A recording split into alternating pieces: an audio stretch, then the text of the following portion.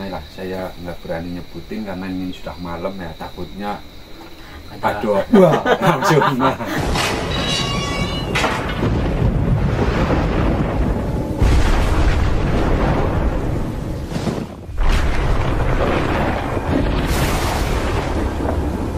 Oh ya nih teman-teman, sekaligus kita akan ngobrol mengenai tentang pengalaman-pengalaman kita pribadi. Jadi selama kita camping itu, ketika setiap malam itu sebetulnya ada memedi atau enggak kayak gitu ya. Kalau Mas sendiri bagaimana? Ada pengalaman enggak? Ya kalau dibilang apa ya, memedi itu kalau ada hantu ya. Iya. Oh ya, kalau ada hantu, terus kalau ada itu biasanya itu timbul dari dirinya sendiri. Itu betul. yang pertama. Ya tergantung kita yang menyikapi sebetulnya. Kalau ada pocong, memang benar ada pocong. Iya. Terus ada yang lainnya lah. Saya nggak berani nyebutin karena ini sudah malam ya, takutnya aduh wah langsung kan bahaya. Iya. Iya. Betul. Karena kalau kita pahamin itu, kalau misalkan sebetulnya nih teman-teman, kalau ngomongin tentang hantu, kayak konten-konten horor yang hantu langsung kelihatan di kamera itu, kayaknya saya pribadi kurang yakin gitu. Karena kalau misalkan hantu biasanya kalau kena kamera itu tidak secara langsung posisi lagi kamera kayak gitu. Kemungkinan besar kalau ada CCTV yang udah betul-betul terpasang di rumah atau di jalan atau di mana, itu kemungkinan ada. Tapi kalau misalkan hantunya itu kelihatan matanya merah, langsung orang yang ngejar-ngejar, itu kayaknya kurang yakin juga sih ya. Karena sepengalaman kita tiap malam ke hutan, ke ladang, ke sawah, malamnya juga kita tidur sampai pagi, itu nggak pernah sih yang namanya katanya hantu atau setan atau apa itu, alhamdulillah nggak pernah. Mudah-mudahan sih nggak ada ke depannya juga kayak gitu. Jadi setahu saya atau sepengalaman saya pribadi nggak pernah yang namanya memedi posisi lagi camping begitu. Tetapi kalau di posisi lain itu memang ada dan pernah ngalamin juga melihat secara langsung, tetapi itu juga hanya beberapa detik saja, tidak sampai 1 menit lebih, itu nggak ada begitu kan. Kalau pengalaman saya itu kayak gitu. Oh berarti sampean itu pernah melihat secara langsung ya? Pernah ya?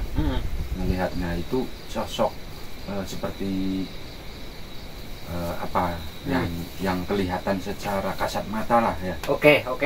Tak ceritain teman-teman. Ini sekaligus saya akan bercerita ya.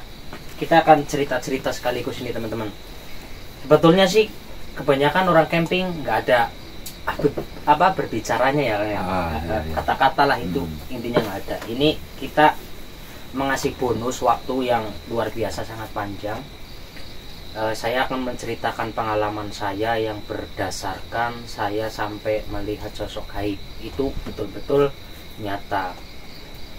Pada waktu saya itu kan dari rumah orang tua saya itu Kang. Dari rumah orang tua saya, niat saya mau pulang ke rumah istri begitu. Pada waktu itu tepatnya pada malam Selasa Kliwon atau Jumat Kliwon dan pokoknya Kliwon itu. Iya. Yang apa, hari-hari terkenal serem iya, lah. Betul. Iya. Pada waktu itu keluarga saya itu nggak boleh kalau saya pulang di waktu malam, apalagi di jam 11:30. Waktu itu tepatnya pada bulan Suro.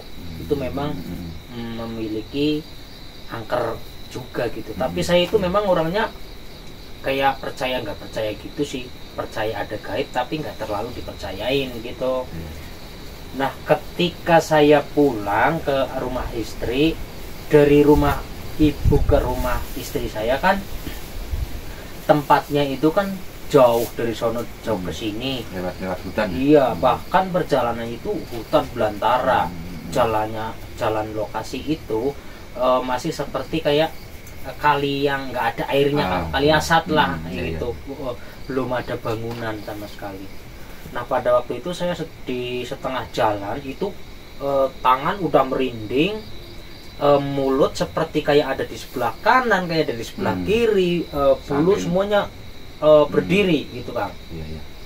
Ketika aku tuh semakin dekat ke lokasi, intinya aku tuh nggak memikirkan kalau ini memedi atau apa, yang jelas itu aku pikirnya itu ini kenapa ya kok tubuhku kok kayak gini gitu. Merinding ya? Iya merinding, sedangkan kepala, bulu berdiri semua, rambut maksudnya, bulu tangan berdiri semua. Nah aku tuh sengaja masukin handset, musikan sambil berjalan gitu, sambil naik motor. Nah pada waktu itu sengaja aku itu biar kalau misalnya ada memedi itu nggak kedenger kayak gitu. Nah nggak pakai waktu lama itu di pinggiran jalan itu ada pohon durian yang lumayan besar, tapi itu ada yang saya tahu itu nggak ada karungnya. Lagi siang pas saya berangkat ke rumah ibu, ketika saya pulang kok ada karung yang ada di pohon durian. Apa itu karung beneran apa enggak? Aku gitu Kang. Ketika aku semakin deket, justru malah beda, bukan karung, ternyata itu adalah sosok kuntilanak. Sosok kuntilanak. Dan tiba-tiba motorku mati, handset yang buat musikan juga mati total. Pada waktu itu juga aku tuh udah nggak ada tenaga Kang, karena nggak bawa senter, nggak sama sekali. Jadi posisiku tuh langsung lemes gitu. Dan yang saya aneh itu di bawah jalan itu ada pohon-pohon kecil-kecil, terdengar jelas itu ada suara bayi yang sedang menangis sangat kencang sekali. Nah pada waktu itu juga aku motor selain lagi, starter lagi, ternyata nggak sama sekali hidup. Nah pada waktu itu akhirnya aku turun dari motor, aku ngeliatin itu sosok itu tubuhnya putih, intinya seperti ya baju kayak mukena gitu. Tapi kalau ngomongin muka sih setahu saya mungkin nggak tahu itu karena gelap atau itu bagaimana, yang jelas itu dia mukanya hitam. Plak, nggak ada matanya, nggak ada apanya yang jelas-jelas kelihatan, itu nggak ada. Yang jelas yang saya tahu itu muka itu hitam. Nah kemudian itu nengok suara yang ada di bawah jalan itu, yang ada anak nangis bayi ya. Tapi nggak lama sih, sekitar ada 10 detik atau 12 detik mungkin kalau dihitung gitu. Tiba-tiba itu aku tuh ngomong kayak gini, kalau kamu mau nurunin rezeki ke aku atau nurunin uang ke aku silahkan turunin, tapi kalau misalnya kamu mau niat ganggu aku silahkan kamu kabur dan jangan pernah temuin aku lagi. Aku ngomong gitu. Cuman aku tuh nggak bisa ngucapin secara langsung gitu, cuman kayak gitu Kang. Jadi nggak bisa keluar kata-kata yang kayak gini. Cuma di angan-angan pikiran sama hati ya, yang timbul perasaan gitu ya. Nah tiba-tiba sosok itu langsung pergi, nggak tahu kemana, tapi terdengar jelas suara ketawanya itu semakin jauh, itu semakin kenceng. Nah bayi yang ada di pinggir jalan suaranya sangat jelas itu tiba-tiba hilang suaranya gitu. Iya. Dan yang saya lebih kaget lagi, handset yang ada di ini kuping, iya yang buat musikan tadi itu langsung bunyi dan saya langsung kaget spontan. Dan saya anehnya lagi, lampu motor itu bisa nyala tanpa dikontak kayak gitu loh. Iya. Jadi kembali normal semula. Kembali normal semula. Akhirnya saya naikin lagi tuh motor, saya starter lagi, hidup Kang. Berarti memang itu bisa mematikan motor, itu nyata, itu pengalaman ya. Nah ini tadi masalah apa kuntilanak ya, dari beberapa cerita ya, mungkin ini kan cerita yang nyata ya, betul, yang benar-benar real, langsung kelihatan. Nah saya pernah mendengar itu kalau ada kuntilanak, kalau katanya jauh suaranya dekat. Betul ya, betul. Nah yang asli dan real yang jenengan itu melihat secara langsung, tadinya kan dekat, itu suaranya kenceng apa enggak ketika si apa itu Si kuntilanak. kuntilanak pergi, suaranya itu kedengar jelas apa malah kabur. Kaburnya itu suaranya bener-bener menghilang sama wujudnya. Kan biasanya gini, dari cerita ya, kalau deket katanya suaranya jauh, tapi kalau jauh katanya suaranya malah deket. Itu yang bener, yang secara real itu sebenarnya yang jenengan itu melihat secara langsung, kebetulannya itu bagaimana? Nah, jadi gini, udah saya ucapkan tadi, kalau ngomongin tentang suaranya yang saya dengar itu berarti posisi menghilang, nggak tahu itu ke atas, nggak tahu itu ke bawah, yang jelas itu dia hilang dari pohon durian itu. Tapi yang saya aneh itu semakin jauh, mungkin itu sosok itu semakin jauh ya, karena kan suaranya juga kejauhan, tapi suara itu sangat jelas. Jadi kayak orang terdekat lagi ketawa kayak gitu. Tapi yang semakin lama itu kayak semakin jauh dan kalau nggak salah itu suaranya itu sampai 4 kali ketawa. Itu sangat jelas sekali. Dan di situ bayi itu yang tadi ada di bawah pinggir jalan, itu langsung berhenti spontan. Begitu. Oh, berarti cerita-cerita itu memang betul ya.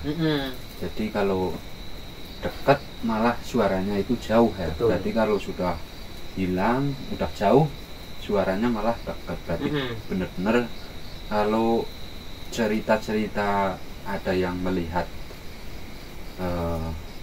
apa itu namanya? Kuntilanak itu berarti rata-rata begitu. Iya. Itu pengalaman saya sih, nggak tahu kalau orang lain begitu teman-teman. Itulah pengalaman yang saya ceritakan. Jadi kalau teman-teman mau main ke rumahnya saudara-saudaranya, mau ke sana kerabatnya atau ke rumah orang tuanya yang jauh dari keramaian, contohnya melintasi hutan atau tempat-tempat yang serem, kalau bisa itu jangan di tepat malam Selasa Kliwon atau Jumat Kliwon teman-teman, karena itu kebanyakan itu ada hal-hal yang di luar nalar kayak gitu. Saya ngingetin aja, takutnya seperti yang saya alami. Itu pengalaman pribadi saya itu. Kalau orang lain saya nggak tahu. Yang jelas itu bener-bener real, asli, nyata. Nah itu teman-teman pengalamannya. Nah kayak gitu aja. Oke teman-teman, itulah pengalaman yang udah saya ceritakan. Mudah-mudahan ini ada tambahannya buat motivasi untuk teman-teman semuanya. Kayak gitu ya, Iya, benar. Nah kita nanti akan lanjut tidur di sini semalaman sampai ketemu pagi. Mudah-mudahan nggak ada gangguan atau hal gaib-gaib ataupun horor-horornya ya. Ada ya.